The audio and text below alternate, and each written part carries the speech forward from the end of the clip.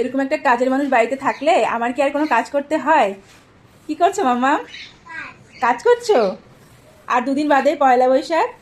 আর পাখি, আমার টুনটুনি পাখি, তার পাখির বাসাকে একদম ঝেড়ে পুছে পরিষ্কার ঝকঝকে চকচকে করে দিচ্ছে। ওরে বাবা রে, আমার ঘরের কোনো দিকে কোনো কোনায় আর একটুও ঝুল থাকবে না, নোংরা থাকবে না, ময়লা থাকবে না, সব পরিষ্কার হয়ে যাবে, তাই না মা?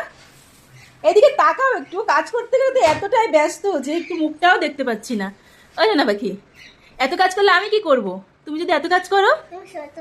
আমি ছোট হয়ে গেছি, আমি তাহলে রেস্ট নেবো একটু। আচ্ছা, আমার এখন রেস্ট নেওয়ার পালা, আমার মাম্মামি সব কাজ করবে, তাই না?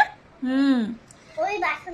ওই বাসনও ধুতে হবে তোমাকে? ওরে বাবা রে, বেসিনের মধ্যে বাসন আছে, সেই বাসনও নাকি এই পাকা বুড়িটা ধোবে?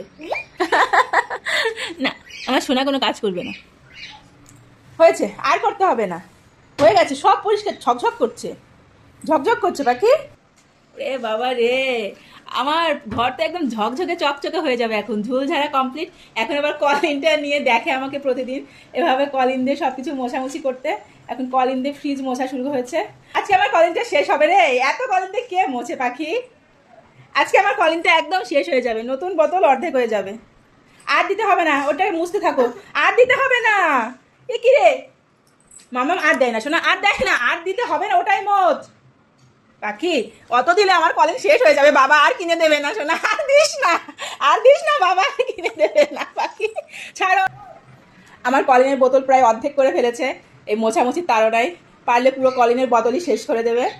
এবার পয়লা বৈশাখে আমার ঘর বাড়ি একদম ঝকঝকে চকচকে, তাই তো? আমাকে আর কোনো কাজ করতে হবে না। এত কাজের চাপ, সে কথাও বলতে পারছে না একটু, আর আমার দিকে তাকানোরও সুযোগ পাচ্ছে না। সে কোনো রকমভাবেই আমার দিকে তাকাবে না এখন। হয়েছে, এত কাজ করে দিলে আমি আর কি করবো? আমার তো বসে থেকে থেকে কোমরে ব্যথা হয়ে যাবে, আমার তো বসে থেকে থেকে কোমরে ব্যথা হয়ে যাবে। আর না, আমি আর দেবো না, আর না, ছাড়ো। না না, একদম না। আজকে আলমারির অবস্থা একদম শেষ, আলমারির অবস্থা খারাপ। আলমারি এবার বলবে ছেড়ে দে মা, কেঁদে বাঁচি।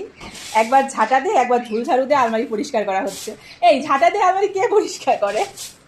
এই বাকি, ঝাঁটা দিয়ে আলমারি কে পরিষ্কার করে? আলমারি এবার তোর কাছে হাত জোর করে ক্ষমা চাইছে যে আমাকে এবার ছেড়ে দে, আর পরিষ্কার করতে হবে না। আলমারি ক্ষমা চাইছে, আর পরিষ্কার করিস না আমাকে বাবা। এবার যাচ্ছে বিছানা গোছাতে। আচ্ছা, তোমার কোনো কাজই নেই তাহলে দেখছি, থেকে থেকে তো আমার কোমরে বাদ ধরে যাবে।